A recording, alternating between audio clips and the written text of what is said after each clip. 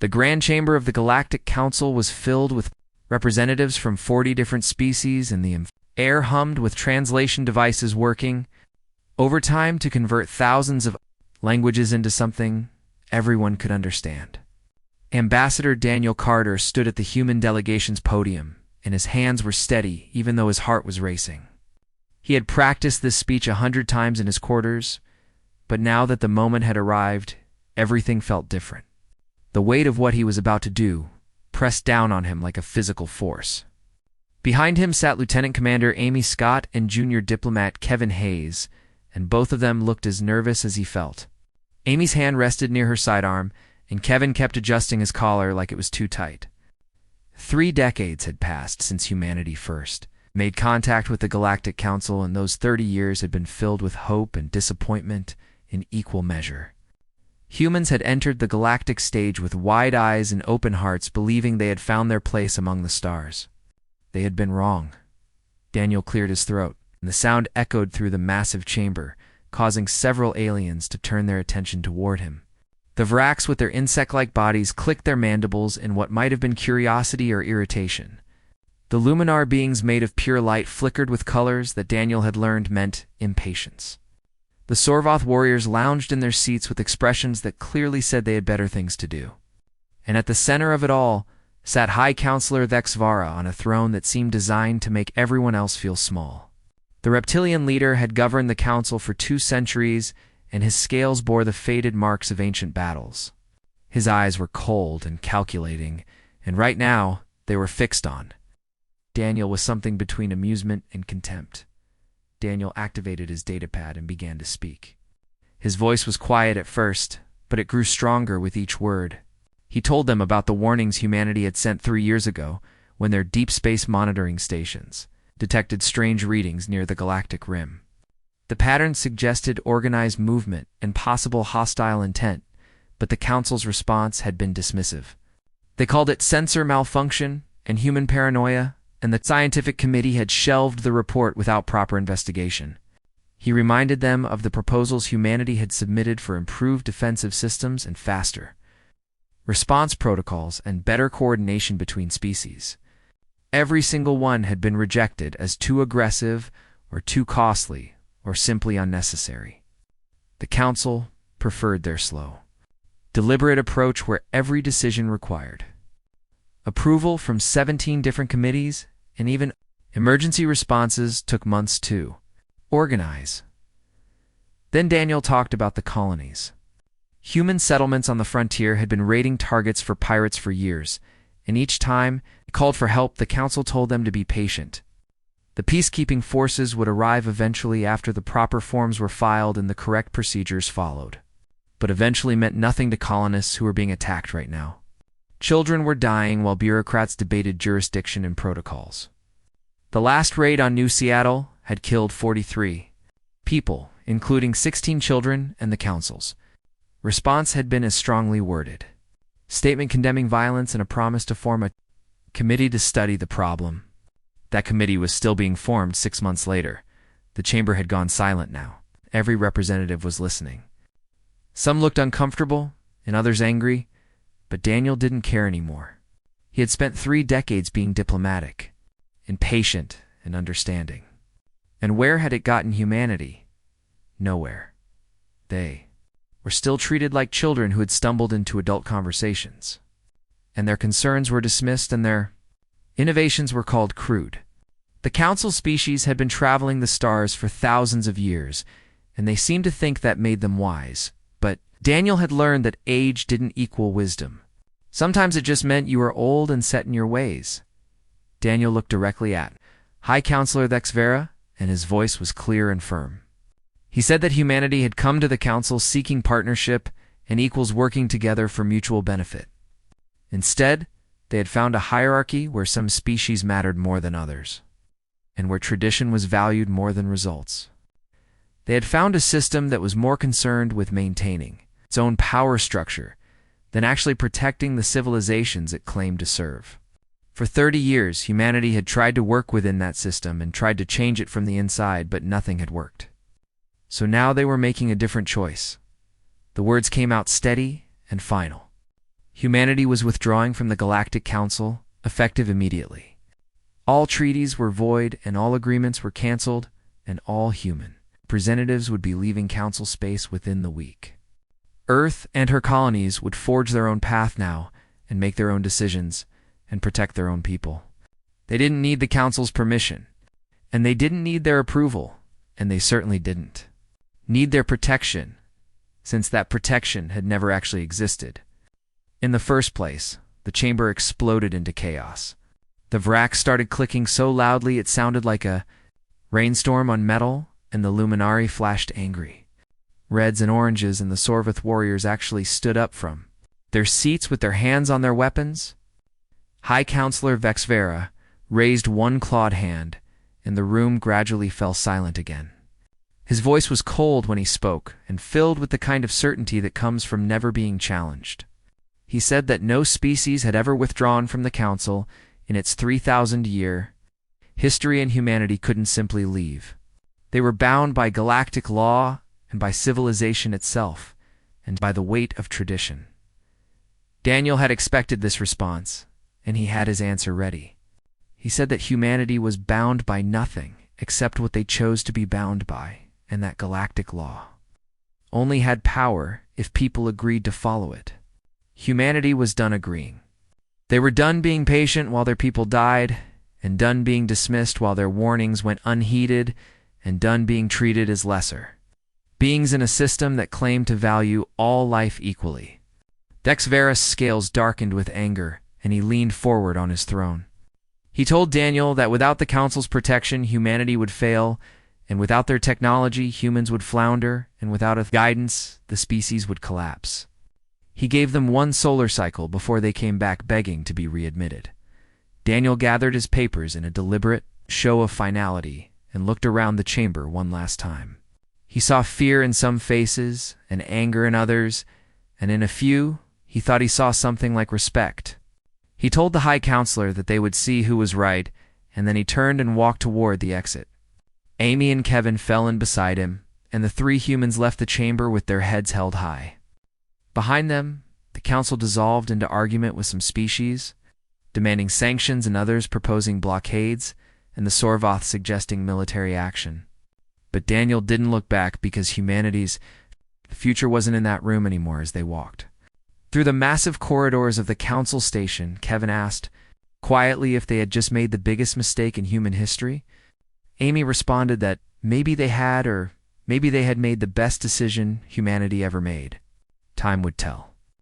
Daniel said nothing because he was too busy thinking about everything that came next.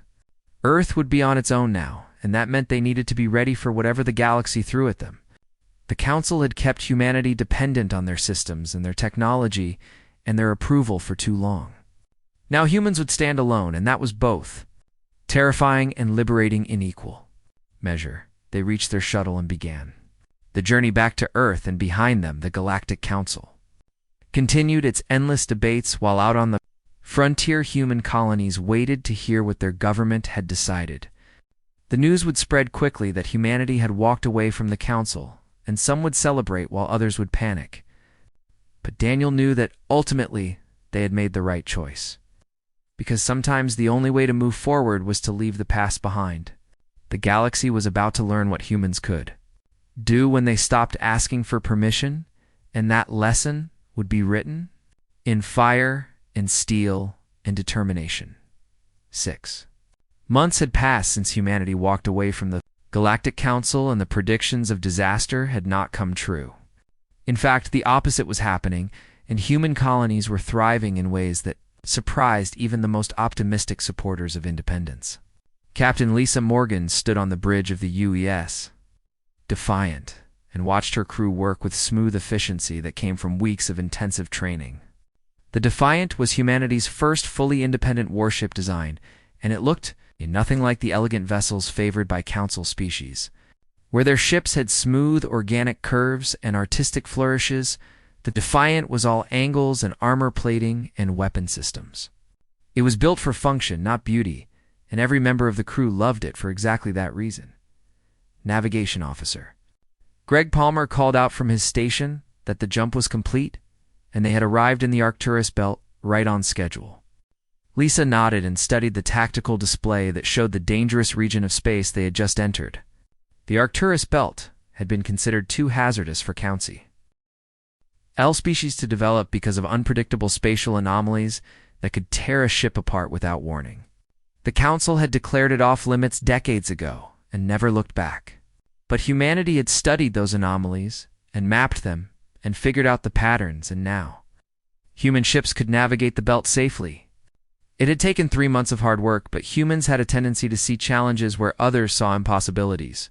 Lisa asked if there were any signs of pirate activity in the area. Greg checked his sensors and reported negative readings and added that word must have spread about humanity's new approach to dealing with raiders. Lisa smiled at that because the new approach was really just common sense applied with determination. 2 weeks ago, pirates had attacked the colony on New Seattle and killed 17 people before fleeing into deep space. The Council would have filed reports and held meetings and eventually sent peacekeepers who would arrive months too late. Humanity's response had been different. 3 frigates tracked the pirates to their hidden base in the Kepler sector and neutralized the entire operation within 48 hours. No trials, and no committees, and no endless debates about jurisdiction. The raiders had threatened human lives, and humanity had ended that threat permanently. The Galactic Council had condemned the action as excessive force, and vigilante justice and several species had sent formal protests.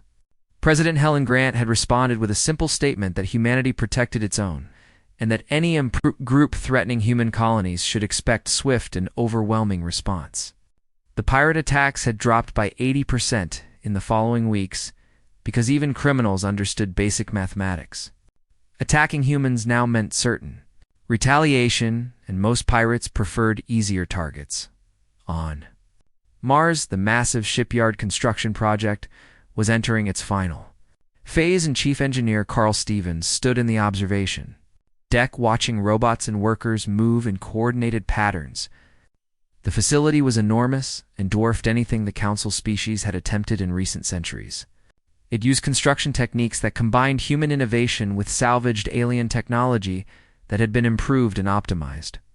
Carl turned to his assistant Michelle Torres and mentioned that the Council had said it would take humanity 50 years to build something like this. Michelle laughed and said that the Council didn't understand how humans reacted to being told something was impossible. They took it as a personal challenge. The shipyard would be capable of producing 5 capital-class vessels simultaneously and within 2 years. Humanity planned to have a fleet large enough to defend every colony independently. The Council had controlled ship construction for decades through licensing and technology restrictions, but those restrictions only worked if you stayed in their system. Outside the Council, humanity was free to build whatever they needed, and they were building fast.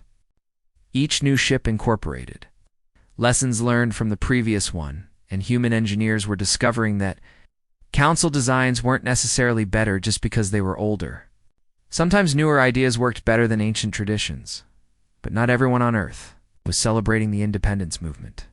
Senator Alan Cooper stood before the Global Assembly with concern written across his face and argued that humanity was spending enormous resources on military expansion while alienating every major galactic power. He asked what would happen when the Council decided humanity was a threat and came after them not with bureaucracy but with battleships. His speech was passionate, and several delegates nodded in agreement because the fear was real. Humanity was alone now, and the galaxy was a dangerous place.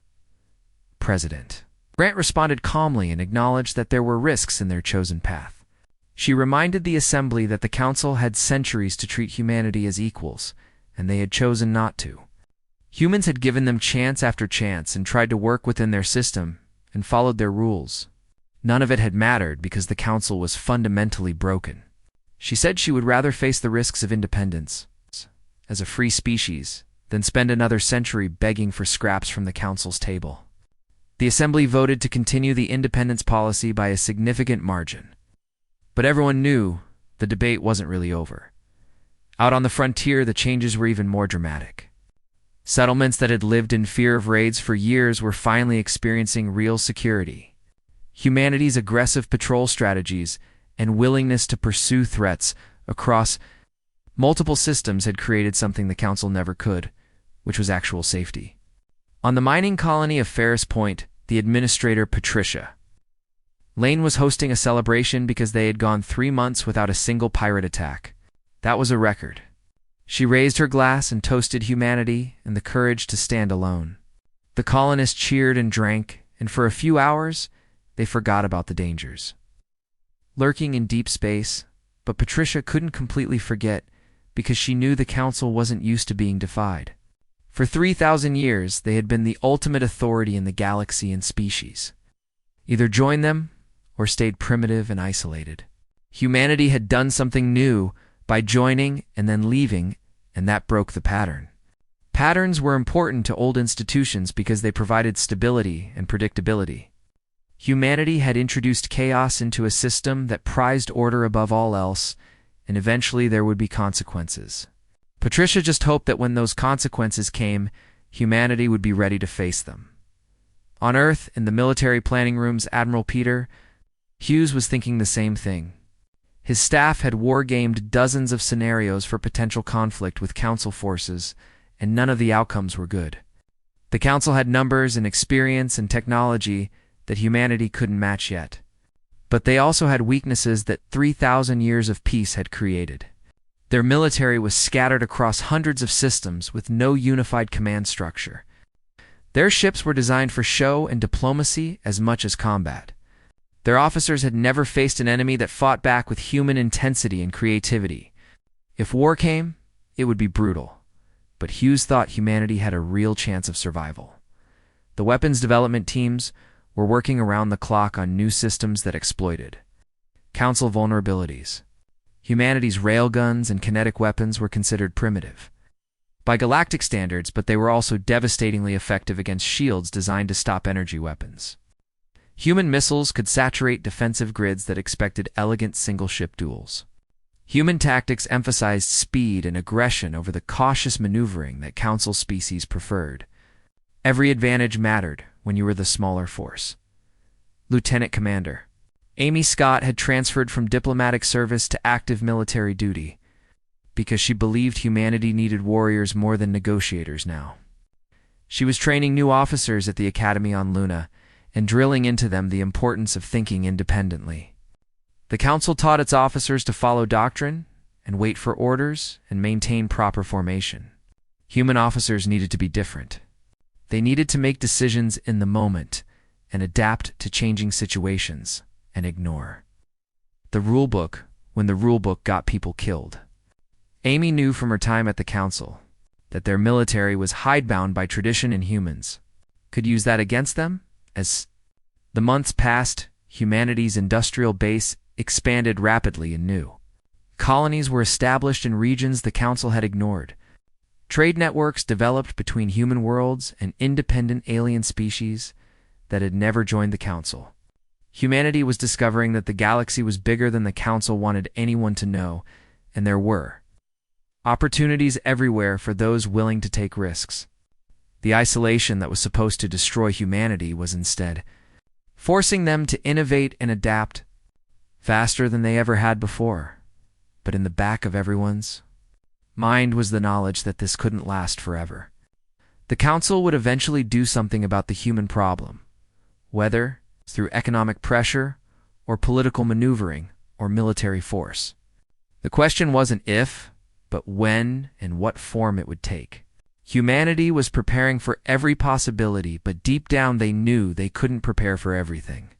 The galaxy was too vast and too strange and too full of surprises.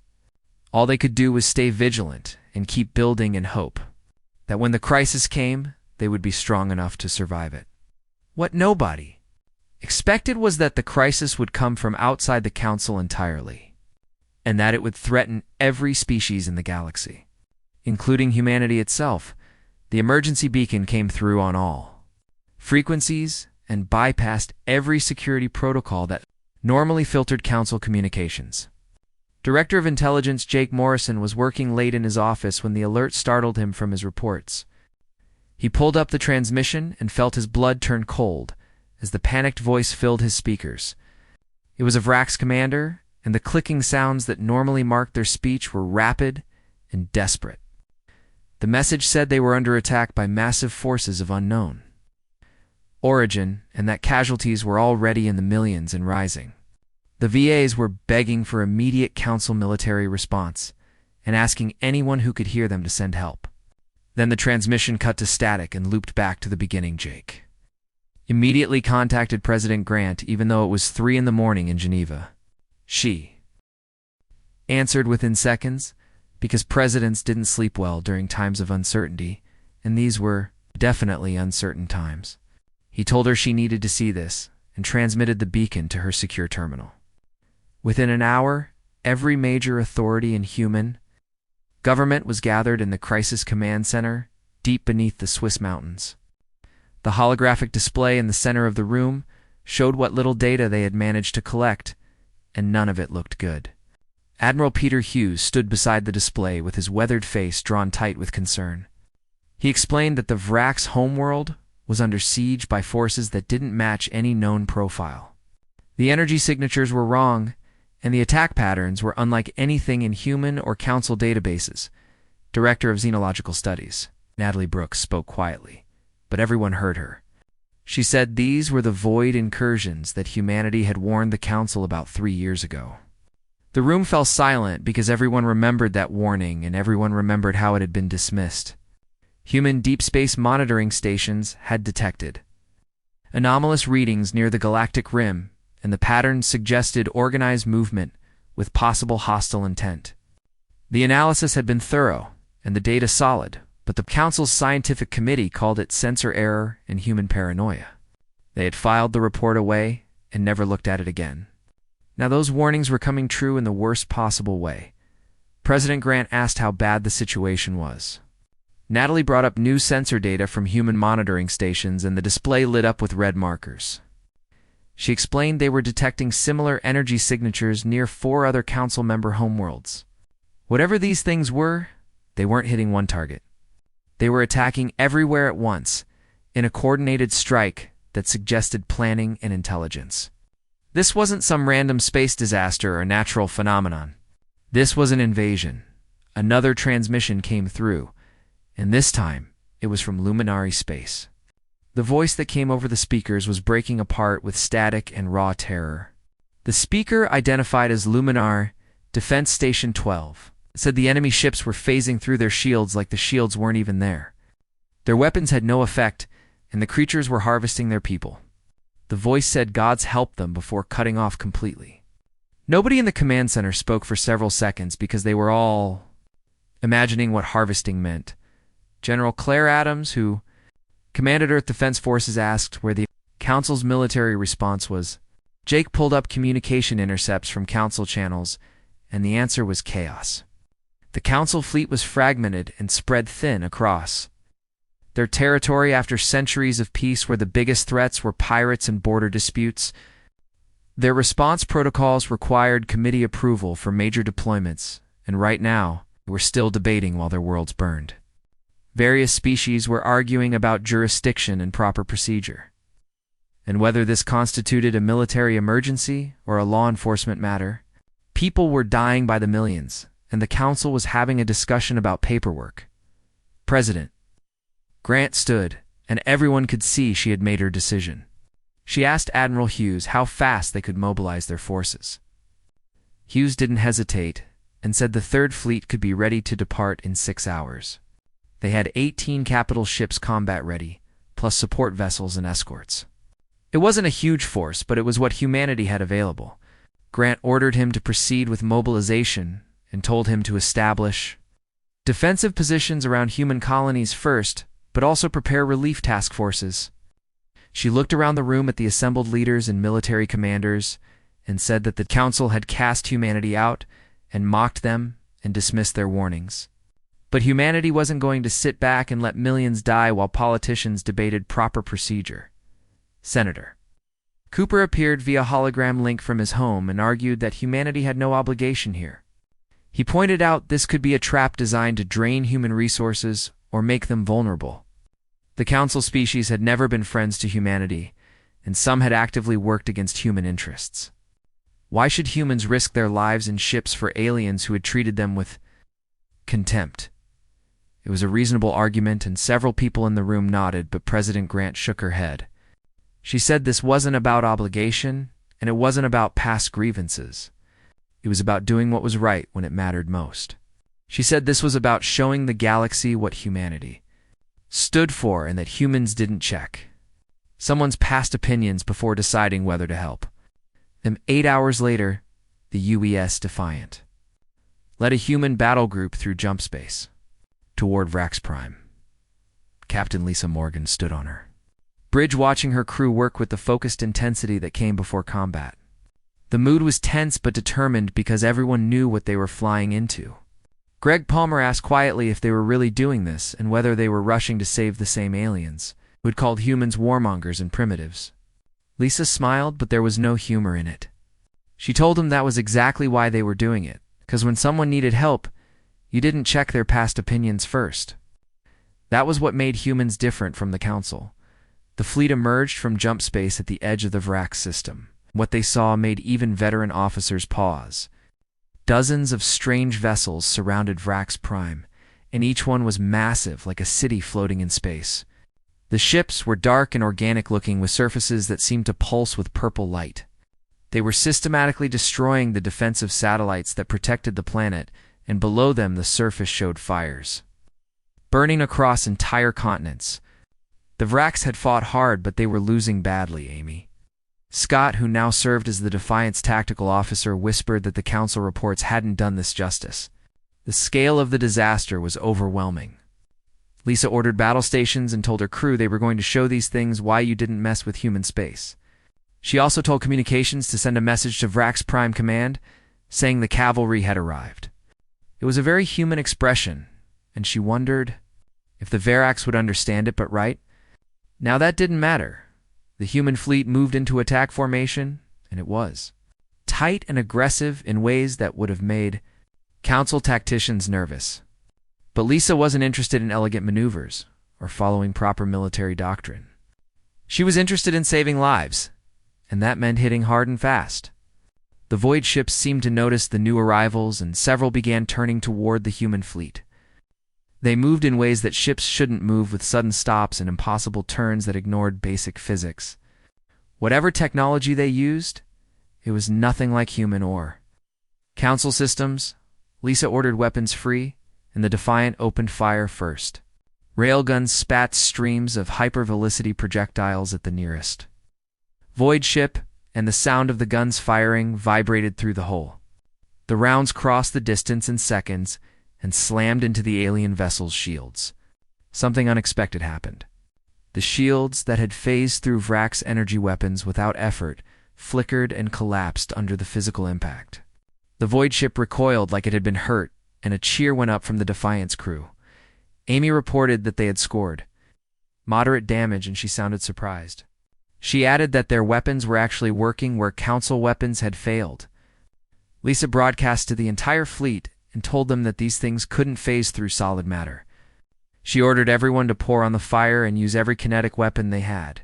The human battle group became a storm of metal and missiles and explosions. Humanity's primitive weapons that the Council had scorned were ripping through void ships that had seemed invincible minutes before. On the surface of Vrax Prime, Hive Commander Zixthera watched the orbital battle through whatever sensors still functioned. Minutes ago, Zixthera had been composing final messages to the colony worlds because it seemed certain that Vrax Prime would fall. The orbital defense grid had collapsed, and the void ships were beginning bombardment operations. Millions were already dead, and millions more would follow. But now, impossibly, there was hope. The human ships were tearing through the void vessels with a ferocity that made their earlier defeats seem like bad dreams. Zixthera ordered communications to contact the human fleet and offer them complete access to VR's tactical databases. Another order went out to Council headquarters telling them that humanity was saving Vrax Prime while the Council still held committee meetings. Battle raged on, and human ships darted between the massive void vessels like wolves attacking much larger prey. They worked in coordinated groups, with each ship covering the others and maximizing their firepower. It was beautiful and terrible and effective. The void ships were starting to retreat toward the outer system, but the humans pursued them relentlessly. This wasn't a defensive battle anymore. This was humanity taking the fight to an enemy that had thought itself unstoppable. And in that moment, everything changed because the galaxy was learning that humans didn't just defend. When threatened, they attacked. The human fleet moved through space like a pack of predators, and their formation was tight and purposeful in ways that made experienced officers from other species uncomfortable. Captain Lisa Morgan issued orders from the Defiance Bridge, and her voice was calm despite the chaos of battle surrounding them. She told all ships to concentrate fire on the harvesters that were still attacking orbital platforms, and to give the Vrak some breathing room. The response was immediate, as 18 capital ships and their escorts opened fire simultaneously. The sky above Rax Prime lit up with thousands of projectiles, and missiles streaking toward their targets. The nearest void vessel had been methodically tearing a part of Rax's defense station when the human barrage hit it. The creature, because it was now clear these ships were at least partly organic, recoiled as its shields collapsed under the kinetic assault. Chunks of dark organic material broke away from its hull and drifted into space, trailing wisps of purple energy. Amy Scott called out from Tactical that they had scored significant damage, and she couldn't hide the surprise in her voice. These things had seemed invincible when they phased through energy. Weapons, but human railguns and missiles were tearing them apart. Lisa broadcast to the entire fleet and told them that the void ships couldn't phase through solid matter. She ordered everyone to pour on the firepower and not give the enemy time to adapt. The human battle group intensified its assault and became a storm of destruction that overwhelmed the void vessel's ability to respond. More alien ships began pulling back from the planet and trying to regroup, but the humans pursued them aggressively. This wasn't the careful, measured combat that Council forces practiced. This was humanity's way of war, which was fast and brutal and absolutely relentless. Admiral Hughes commanded from the heavy cruiser used Valiant and coordinated the larger strategy, while individual captains handled their own tactical situations. He ordered the 3rd and 5th Squadrons to establish a defensive perimeter around Rax Prime to protect the planet from any void ships that tried to slip through. The 1st and 2nd Squadrons would go with him on a more dangerous mission. They were going after the command ship. Long-range sensors had identified the largest void vessel hanging at the edge of the system and its ages. Energy signature suggested it was coordinating the entire attack. Hughes knew that killing the head might cause the body to die, or at least become disorganized. The massive Void Command ship was easily twice the size of humanity's largest carrier, and it pulsed with power that made sensor readings fluctuate wildly. But Hughes had spent 40 years in military service, and he had fought impossible odds before. He told his ships to prepare for a concentrated assault and to give everything they had. The plan was simple, because complicated plans fell apart in combat. They would hit the command ship from multiple angles with overlapping fields of fire and bleed it to death if they couldn't kill it quickly. 3 human cruisers approached from different vectors, and each one laid down suppressing fire too. Keep the void ship's weapons busy. The Defiant, meanwhile, accelerated to full speed on a direct course toward the enemy's center mass. It was an insane maneuver that put Lisa's ship in maximum danger. But it was also the kind of aggressive tactic that the Void forces hadn't encountered before. Council ships fought at long range with careful positioning and proper doctrine. Human ships got close and hit hard. Greg Palmer called out that they were committed now, and there was no turning back. Lisa acknowledged this and told Amy to ready the plasma torpedo spread. Human engineers had developed plasma torpedoes by combining Council technology with human innovations, and the result was a weapon that packed enormous destructive power into a relatively small package. The Defiant carried 20 of them, and Lisa planned to use every single one.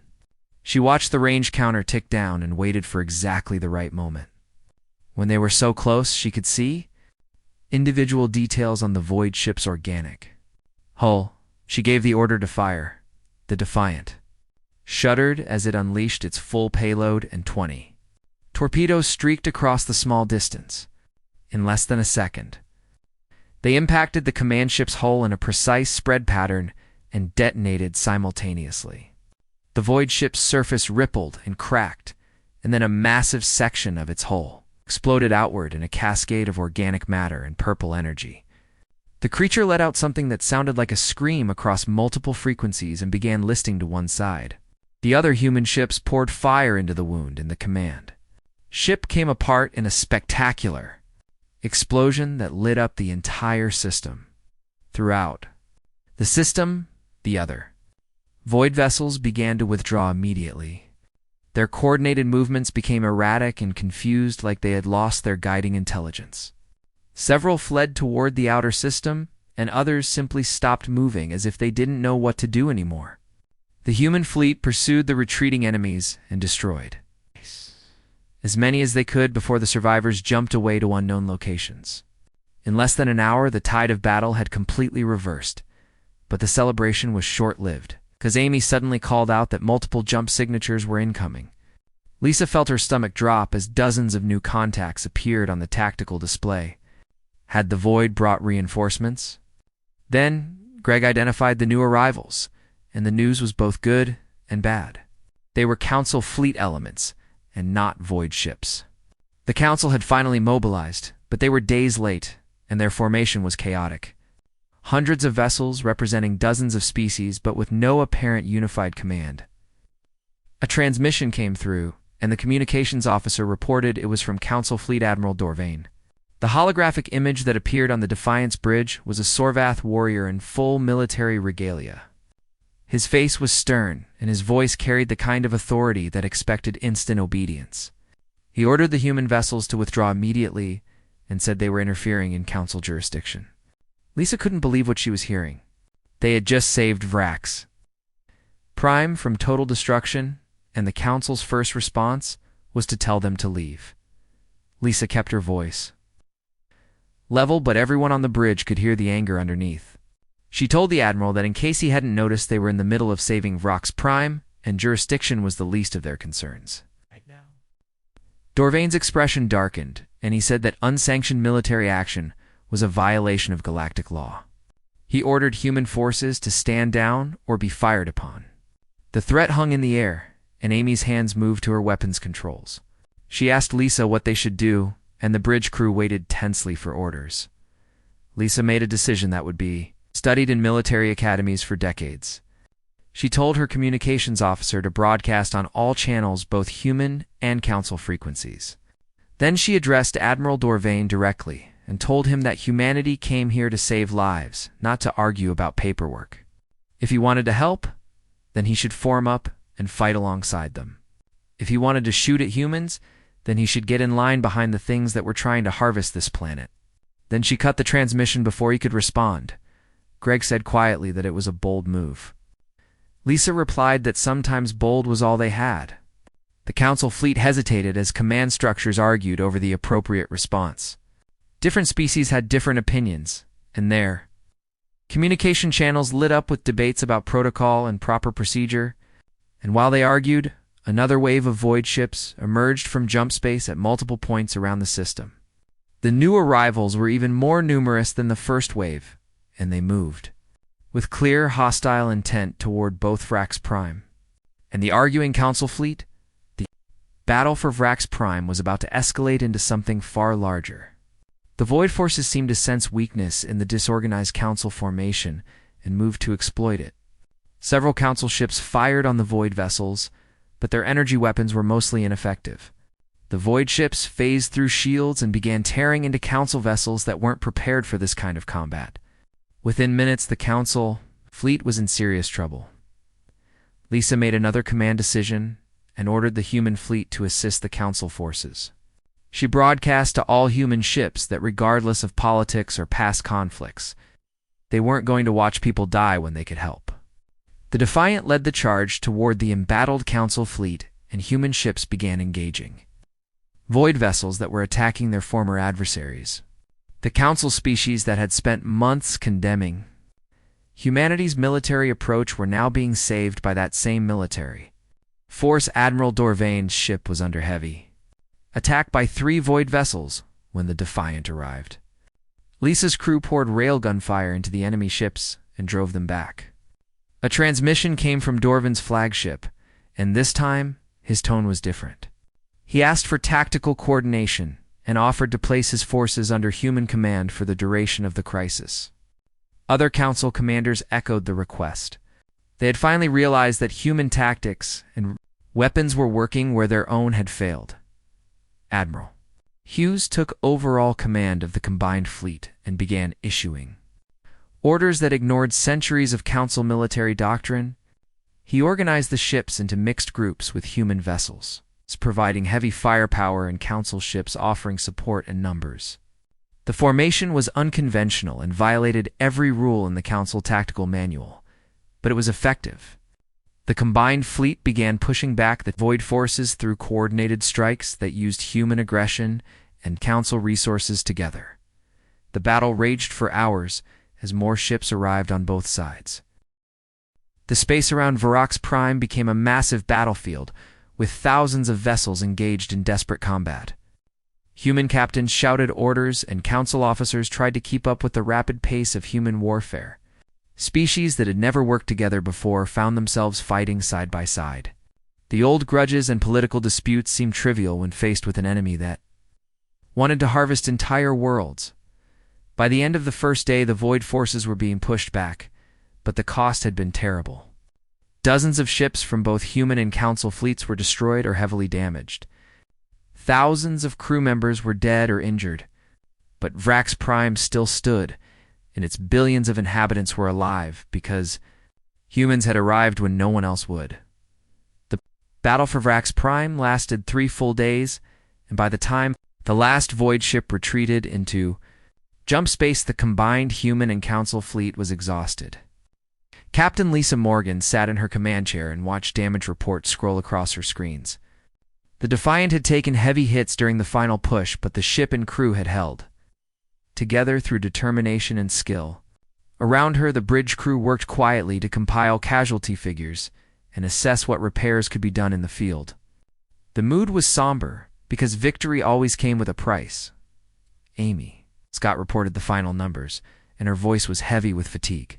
The human fleet had lost 4 ships completely destroyed, and 8 more were so heavily damaged they would need months in dry dock. 3,000 human casualties across the fleet, including 1,200 dead. Lisa closed her eyes briefly and thought about all those families back home who would receive terrible news. But without human intervention, the death toll on Vrax Prime would have been in the hundreds of millions. That didn't make the losses easier, but it gave them meaning. Greg Palmer announced they were receiving multiple transmissions from various sources. The communications channels were flooded with messages from Vrax Prime and Council worlds and even some independent colonies. Lisa told him to put them through, and the view screen filled with faces representing dozens of different species. The insectoid Vrax and the ethereal Luminari and the warrior Sorvith and even High Counselor Vex Vara himself. They all looked humbled in ways that would have seemed impossible. Just days ago, Hive Commander Zixera spoke first, and the clicking sounds of Vrax's speech were slower and more deliberate than usual. The commander said that on behalf of Vrax Prime and its 18 billion citizens, they owed humanity a debt beyond measure. Humans had come when they were needed most, and when even the Council had abandoned them to bureaucratic paralysis. This was a debt the Vrax would never forget. Similar messages came from the other worlds that human forces had helped defend. The colonies on the Luminari frontier and the Sorvoth military, stations, and even some core worlds that humans had never visited. President Grant's face appeared on a separate channel, and she looked as tired as Lisa felt. The president ordered the human fleet to return to Earth and said they had done more than enough. But Lisa shook her head and brought up tactical displays showing the larger strategic situation. She explained that the void ships were retreating, but they weren't destroyed. If humanity didn't pursue them now, the enemy would regroup and return stronger than before. Every world in the galaxy was at risk, including Earth and human colonies. The president pointed out that human forces were exhausted, and they had already lost too many people. Lisa understood that concern, but she had spent 3 days fighting the void, and she knew what they were capable of. She told President Grant that the enemy retreating was exactly why they needed to finish this. Every world in the galaxy, including human worlds, was at risk. She formally requested permission to lead a joint task force into the outer reaches to find the void's home base and end the threat permanently. There was a long pause, and Lisa could imagine the debate happening in the command centers back on Earth. Then, Admiral Hughes's voice cut in, and he said he supported Captain Morgan's request. They had an opportunity to end this threat, and opportunities like that didn't come often. Another voice joined the channel, and it was High Counselor Vex Vara. The reptilian leader said the Galactic Council formally requested humanity's continued assistance in this crisis. He also extended an invitation for humanity to return to the Council, not as junior members, but as full partners with equal voice in all matters. The irony of that statement hung in the air, and everyone felt it. President Grant let the silence stretch for a moment before responding. She reminded the High Counselor that 3 months ago he had told Ambassador Daniel Carter that humans would come crawling back within a year. She said he had been wrong because humanity hadn't crawled back. The Council had called them and begged for help. Dexvara acknowledged this, and his voice carried what might have been shame. He said his previous words had been spoken in arrogance and ignorance, and that humanity had proven itself beyond any doubt. President Grant's response was measured and firm. She said humanity would help coordinate the defense against the void, because that was the right thing to do. But humans would not rejoin the Council as it currently existed. If the Council wanted humanity as partners, then the Council itself needed to change. No more bureaucratic paralysis, and no more treating species as inferiors. Real cooperation and real equality and real action when threats emerged. Those were the conditions, and they were not negotiable. Dexavara said those were significant changes that would require full Council approval. President Grant replied that they were necessary changes, and the Council had centuries to learn that lesson. Humanity had taught it to them in 3 days of battle. After a long moment, Dexvara inclined his head and said he would bring the proposals to the full Council. He suspected they would be accepted unanimously because the alternative was continuing. A system that had nearly led to their destruction. 2 weeks later, Captain Lisa Morgan led a combined fleet of human and Council ships into the outer reaches. The Defiance Bridge now hosted a Vrax tactical advisor named Clixton, an Illuminar systems specialist named Vara, and a Sorvath Marine commander named Grath. What would have been unthinkable a month ago was now routine. The different species worked together with growing efficiency as they learned each other's strengths and methods. Humans brought aggressive tactics and practical weapons, while Council species offered advanced sensors and shields and vast databases of galactic knowledge. Greg Palmer reported that sensors were picking up the void staging area ahead, and he added that it was really big. Lisa studied the readings and smiled grimly. She told her crew they had brought friends for exactly this reason and ordered all ships to prepare for combat. The combined fleet was massive, with over 200 vessels representing humanity and a dozen Council species.